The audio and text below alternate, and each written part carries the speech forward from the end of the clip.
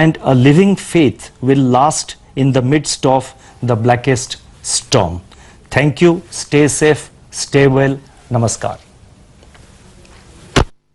Hey, well, I think this is more dovish than what the market expected, because the 10-year is at 6.12 as I speak, and briefly went even to 6.11.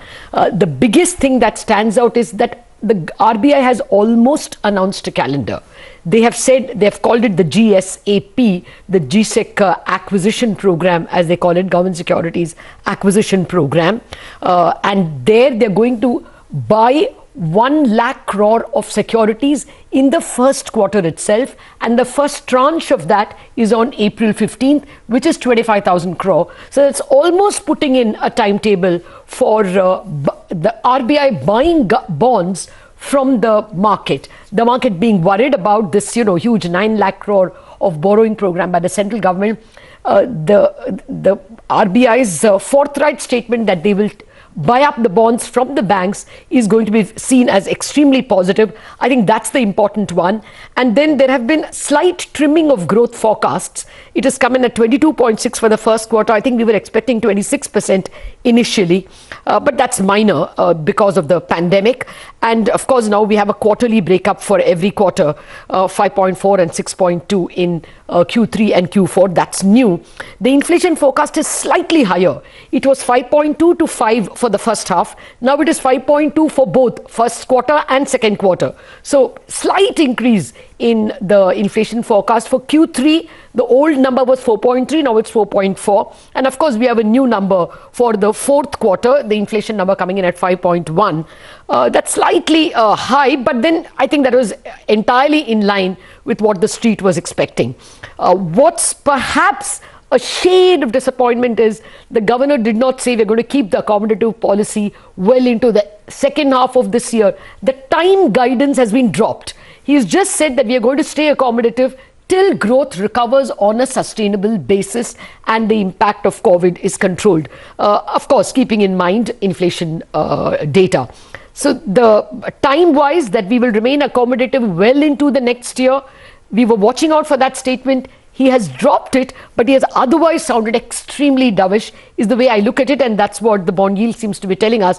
But we will defer to the experts, Sivakumar of Axis Mutual Fund, Amandeep Chopra of UTI Mutual Fund, Shaumikanti Ghosh, the economist from SBI, Taimur Beg, also economist, and Aditya Narayan, the stock market expert, are all with us. I'm going to come to the bond dealers first. Siva, what's your sense? This announcement of a GSEC acquisition program is the clincher this time? Yes, first of all, good morning. And yes, absolutely. I think the statement, we are looking at it in two parts. One is much of the same, which is, keeping the rates unchanged and stance unchanged. But I think the key thing is this new program, which is giving a guidance on the total quantum of GSEC purchase. This is the first time that they have given that kind of a quantum of purchase. And it has been tied in, I think, with two other parts. So one is an explicit statement that they would want the yield curve to be orderly, or in fact, they were, in some sense, the governor mentioned trying to bring down the term premium, and also looking at the other end, the money market end, looking at increasing potentially the size and tenor of the variable rate reverse repo auctions to remove liquidity at the short end. So this is actually to be read in two parts: removal of liquidity using certain tools, but actually then going out and actually providing longer term liquidity. So in effect, they really want to flatten the yield curve. So it is, I think, a large change in the RBI. What did you say about the yield curve, Siva? I thought the purchase was the only thing. No, the governor made a particular point that the reason for doing a lot of these things was, in essence, to flatten the yield, yes, to reduce the term premium. So effectively, on the one side, for example, by doing these longer term variable rate reverse repos, they will withdraw liquidity, which could push up short term rates. But they won't want that to spill over to long term. So effectively, by turning out the new program, essentially ensure that long term yields are kept under control. Okay. Well, Amandeep, your thoughts? He specifically said that the variable rate repo, the VRR, as he put it, VRR, auctions should not be seen as liquidity tightening, its liquidity management. Is that any help, Amandeep? I don't think really the longer tenor VRRs is really going to be seen very positively by the markets. Clearly, we will need to see the contours and the duration that this new VRR really comes in through with. But I would say that it's going to be perceived somewhat as a liquidity tightening measure at the margin by the markets. Okay. So I think the intent which the governor has very clearly stated is the way he's defined liquidity, surplus liquidity. It's more to make sure that liquidity is available rather than the pricing of liquidity. And I think this is really going to, in my view, at least move up the short-term rates briefly. Okay. Okay. Well, now let me come to the economists. Gentlemen, do stay on. Amandeep and Siba. Taimur, what have you made? What is the key takeaway for you from an economist standpoint? Hi, Lata. I think coming into this meeting, the last 2 weeks, we have been receiving rates in India simply because we felt that the market's pricing was a bit too aggressive with respect to this expectation of normalization in the second half of this fiscal year. We thought that was wrong, and I think the governor just underscored that. Look, at the end of the day, we can look at our models and look at our glide path for inflation as much as we want. But the fact of the matter is that COVID-19 is still the biggest spoiler. It can be significantly better than expected. It can be significantly worse than expected. And it has nothing to do with the path of commodity prices and the amount of demand impulse. It's about to what extent the variant spread through the country and undermine what was a very promising recovery coming into January and February. So that remains the key focus, and that forces the policymakers and the markets to believe that the bias is toward more accommodation. There is no way any central bank in the world right now can start giving very brave signals about needing to tighten policy or worry about financial stability unless they're in an outright crisis. And thank goodness, India is not in an outright crisis. Global market sentiment toward Indian markets remain very positively predisposed. At this juncture, I think it makes all the sense in the world to give out as much dovish signals as possible. Okay. Well, point taken. We don't have too much of threats given the kind of FX surplus, the state of crude prices, our current account surplus actually after so many years, after 2004. There's no external threat. Ritu Singh, I'm just coming to you to find out what your key takeaways have been. But first, Soumya, anything from the policy that stands out for you? I think the governor has succeeded in, kind of reassuring the markets with the yields going down about 3-4 basis points. Your take?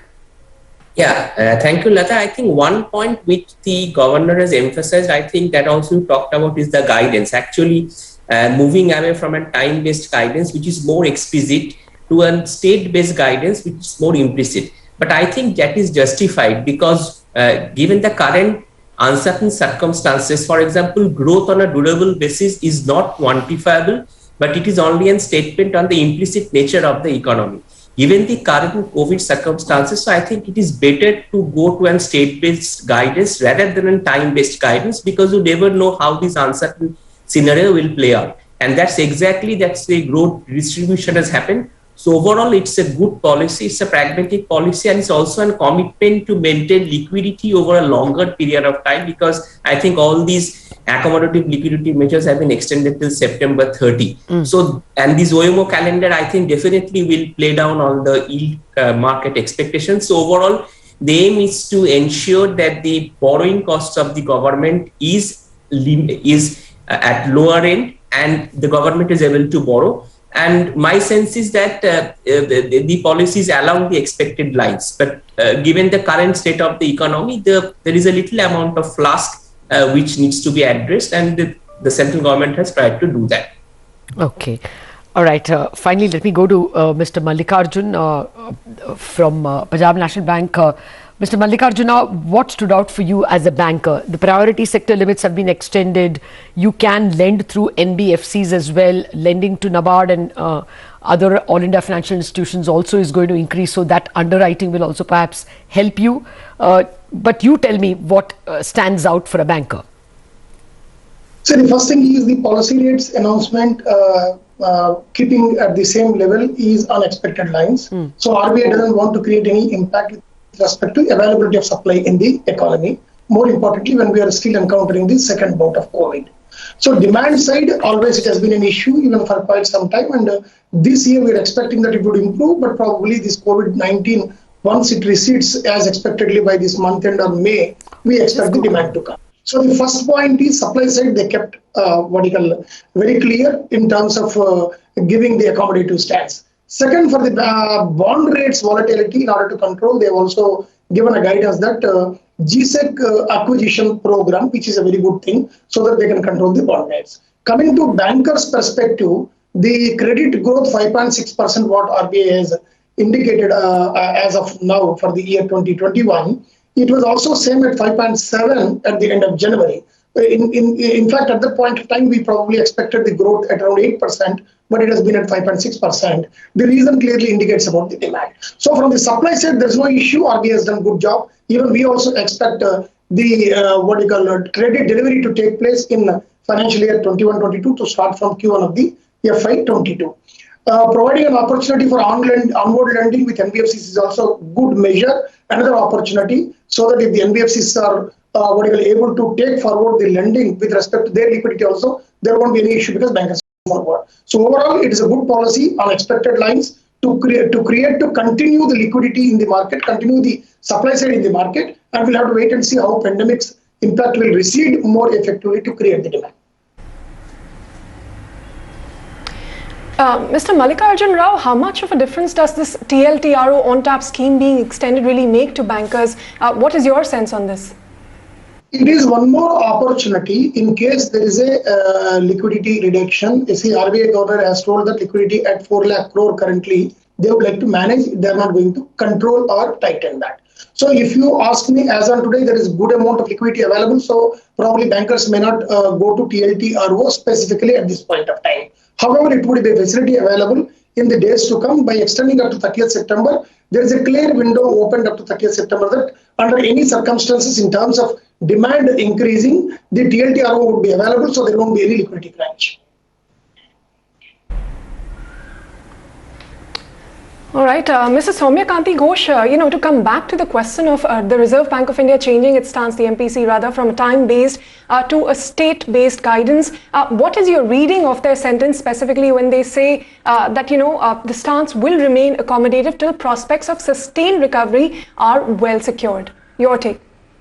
Yeah, I think, Ritu, that's a good question. I think, as I explained earlier, in a situation when the economic conditions are uncertain, the second COVID wave, the impact of the COVID is uncertain, I think it is always better to go with the state-based guidance, because I think things were improving till the time the COVID to hit us, the second wave, and to give a time-based guidance as of now will actually fructify or nullify all the efforts which the RBI has been doing. So instead, the central bank has tried to give out a state-based guidance. That means it is trying to enlarge the guidance and keep on accommodative hold as long as the economy doesn't recover. It's because it's very difficult to give out a forecast under uncertain circumstances, and that is also gels with the first quarter forecast, which has been trimmed down. So in my sense, I think it's a better way and better guidance in the current uncertain scenario, because that also prolongs the state of the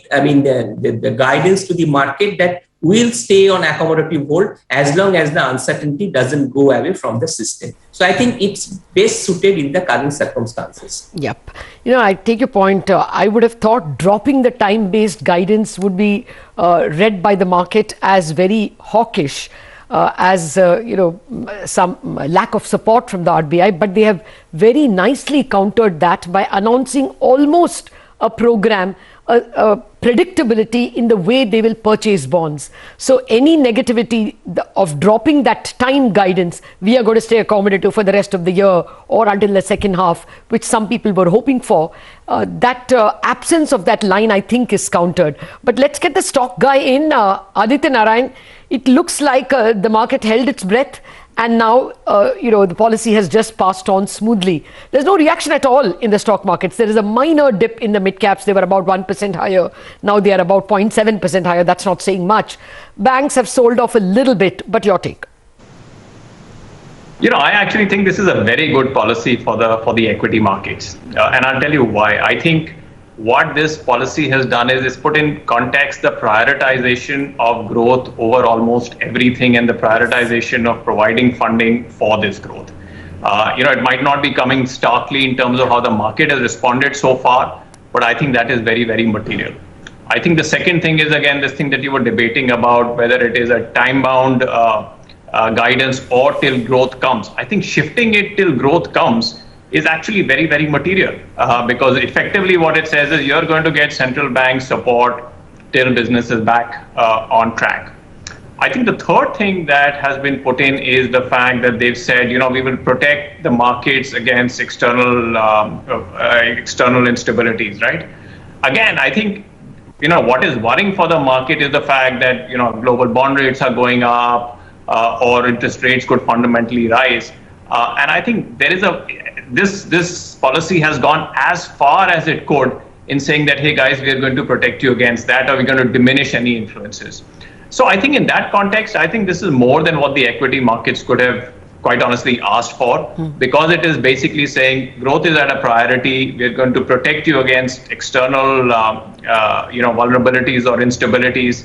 And that's just an open playing field for the markets, which is you're going to get support, you're going to eliminate you're going to minimize volatility, and I don't think the markets can really, quite honestly, ask for very much more. Okay. Well, to be fair, Aditya, from last March, when the pandemic struck us, the Reserve Bank has quite clearly, in no uncertain terms mentioned that growth is priority. If you look at the average of the last 9 months, the average of inflation would be a little north of 6%. It would be even 6.2. That's above the MPC mandate, but they have consistently maintained that growth is the priority, and they have walked the talk. So this is actually, reassuring on similar lines. But I think absolutely not only is it a reiteration of that, right? It is, as you said, walking the talk. Yeah. But I think it's just putting out a pathway that can be much, much more extended than what the market is factoring in at this point in time. I think there's been worry in the market about global yields and stuff like that. I think this puts a cap in terms of how much damage it could do, whether it could change monetary policy approach, right? And I think the RBI is coming out quite clearly and saying, unless there are exceptional circumstances, our policy approach does not really change. Absolutely. Well, the Amandeep, I want to come to you on this issue. Do you think now, at least for the first quarter, the borrowing program is cool? The April, the next Thursday, Friday borrowing will sail through because RBI has said they're going to purchase on 15th. Right, Lata. I think the markets were expecting some, strategy to ensure that there's a smooth, delivery of the auction calendar, and I think that's really come out through this GSAP program. So, since RBI has now front-loaded its OMO program and included secondary market purchases as well, I think I don't see any issue right now in terms of the first quarter borrowing. If you look at the way the yields have moved, after this initial bit of hiccup, they already are reflecting with the 10-year yield now well below 6.10. So I think that's a clear indication that markets are really not concerned anymore. And if you look at RBI's own statement, they've really committed themselves to an orderly evolution of yield curve, as the governor stated. So it clearly does indicate that they will do whatever it takes to ensure that the yield curve does not sort of move away from what they would really like to see it at. Okay, but what do you mean? He spoke about VRR, the variable rate repo. Even now, the 3-month T-bill is above the reverse repo. It's at 3.2. So, if a variable reverse rate repo is announced, how will you take it? How do you interpret his statements on the variable reverse rate repo? So I think, like I mentioned, I would expect a very short end of the yield curve to move up marginally. But it won't impact the long end? Sorry? Will it impact the long end? No, not really. I think the long end has already been addressed through the GSAP, so I don't expect the long end to really react to the VRR. But at the short end, clearly, the so-called longer term VRR is likely to be 30 days because the earlier ones were typically 14-day period VRRs. So I would expect that to really move up the 3-month treasury bill rates from where they are right now. Well, the tug of war between the bond markets and RBI, we'll have to see how it plays out. But Mr. Taimur Baig, coming to you, communicating an exit from that extraordinary monetary, accommodative policy measures was always going to be a challenge for RBI. It started with the CRR hike reversal. What is your sense? How do you read between the lines? When should we expect the next step, which is a reverse repo hike, I suppose? Yeah, not in this fiscal year. I mean, as in like even for 21, 22, I don't think so. I mean, this is the point that we're making, that what has changed between 3 weeks ago and now. 3 weeks ago, the market was beginning to price in tightening, exit, etc. in the second half of this coming fiscal year. What has changed is COVID.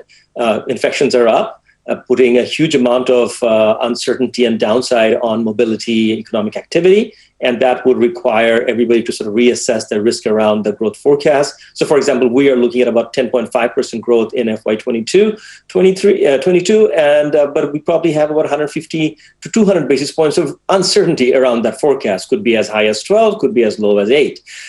So that sort of uncertainty forces central banks to become ultra defensive. There is absolutely no pointers, upside, nothing constructive at all about trying to be aggressive or trying to give forward guidance that if inflation were to be sticky, I will have to remove liquidity or I would have to re-examine my rate policy. Now, one big question in the emerging market world is if the markets in the West, particularly with respect to the Fed, expectations of rate hikes start to change quite materially, what would that mean for central banks in our part of the world?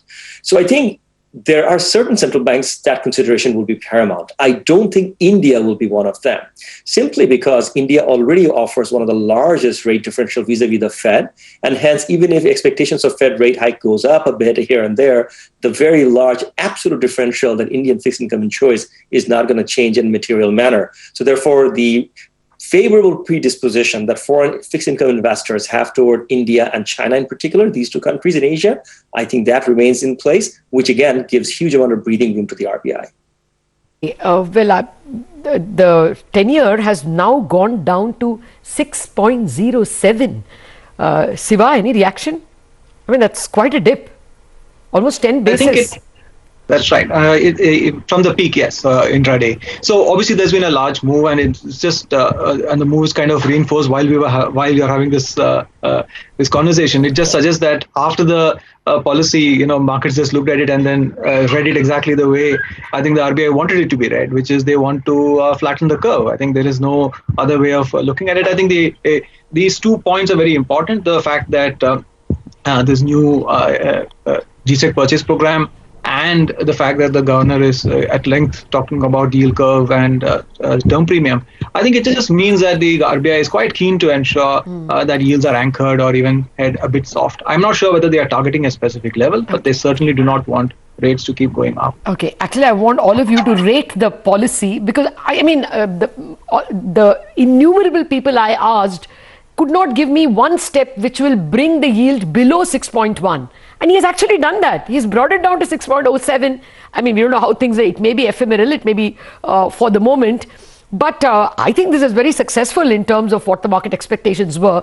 No one told me what could possibly bring the yield down below 6.1. No one had a guess. And I think the policy has succeeded in doing that. Never mind for however short a time. Well, let me ask the banker, the man who lends out money. Mr. Mallikarjuna, do you see yields, do you see loan rates falling at all? We saw that home loan rate going down to 6.7. Is that it? Or do you think somebody in the market can even lend lower? I don't think further reduction may happen in the longer run. It will sustain. Actually, policy has been consistent and continuity. These two are the important factors of the RBI policy. So the rates have already gone down to a greater extent. It will continue. Only thing is the rates in the market for bulk lending, which was hovering very low, also will get moderated over a period of time. So with respect to home loan lending, it will remain at this level only. Okay. So at the moment, you're not going back and expecting your ALCO to either hike or lower rates after this? No. All right. Okay. Now to rate on a scale of 1 to 10. 10 being very good and 1 being very poor. Let's see how you rate. Taimur. 8. Oh, good. Okay. Siva. I think I will be somewhere in that territory. Around 8 also. Give a number, yaar. 8? Yeah, 8 is good. Okay. 8 is good. All right. Soumya? Now, I should give it a score of 9, but Lata, look at the exchange market. I think the rupee has been dropping very fast. So that's one of the biggest concerns, I think, for after this concerns. pandemic. I would be very happy if the rupee fell. I mean, that would be very positive for the stock markets. And meanwhile, the stock markets are actually rising at the highest point of the day, the Sensex and the Nifty. Not justified. Okay. Aditya? I'd probably give it a 9. Okay. So that's 8 and 9. And who else do we have? Mr. Mallikarjuna? Yeah, I'll give 9. Okay. Amandeep? I think I'll give it a 10, Lata. Wow. Given the range within which the 10-year yield moved today, Yes. given the range of expectations, and eventually, what the markets are reflecting right now, I think RBI has clearly achieved its goal. I was reflecting that. Amandeep, you stole my answer. I was going to say that, not that I would arrogate to myself to rate, but still, that's a fairly positive thumbs up coming from all our experts. Ritu, you want to try a jab? What's your rating? Well, I wouldn't rate the policy, but yes, going by the experts, 8 to 10. I mean, that's a fairly good policy from what was expected, especially in this difficult environment. Spoken like a reporter. She just reports. She doesn't have her editorial view. Thank you very much, gentlemen. I think the Reserve Bank governor, the Reserve Bank's MPC, has clearly delivered. Nobody was expecting that they would be able to announce an OMO calendar. They've almost done that. They've not given a time-based guidance, and still the market has been reassured. I think that's the best that has been delivered under the circumstances. We are calling it a day on this special show for the monetary policy. But before that, Shireen Ban has been chatting up with Shyam Srinivasan, like we told you.